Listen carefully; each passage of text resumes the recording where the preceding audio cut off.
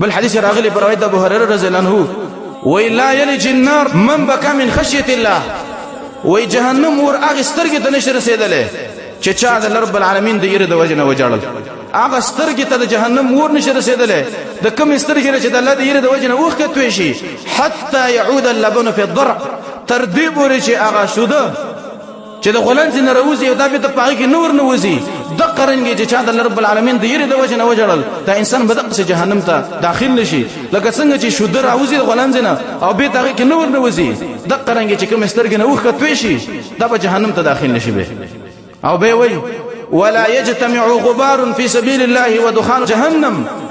د الله رب العالمین په لار کې او په جهاد کې د چا په بدن باندې پسترګ باندې غبار ولګي ګرد ولګي په دغه بدن باندې په دغه سترګ باندې به د جهنم لګي نه لګي د جهنم لګي به حرام ده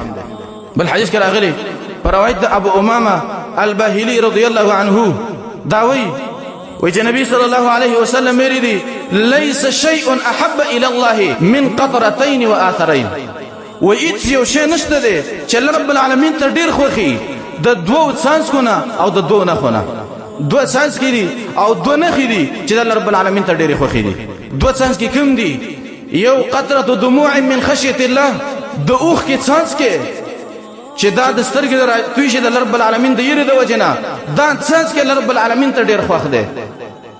او دویم وقطره دم تهراق في سبيل الله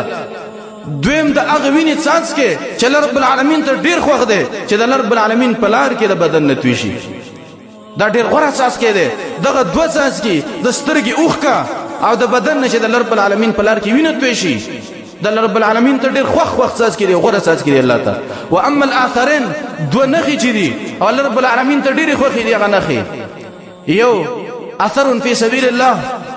یو انسان جهاد کې د رب العالمین په لار کې او د دې انسان په بدن کې ونخه وشي دغه نخه رب العالمین ته ډیره خوخه ده من زخمی شي د الله په لار کې یا یو ذکر اولېږي بدن کې ونخه وشي دغه نخه رب العالمین ته ډیره خوخه ده چې په جهاد کې بچا کې وشي او دوی منخه چې نخه ده په فریضه من فرائض الله یو سړی دی یو فرضي عمل ادا کوي یا منځ ادا کوي بل فرضي کار دی او دا ادا کوي په دې کې بدمن یو حادثه رااله او په دې بدن کې یو نخه وشوله دغه نخه رب العالمین ته ډیره خوخه ده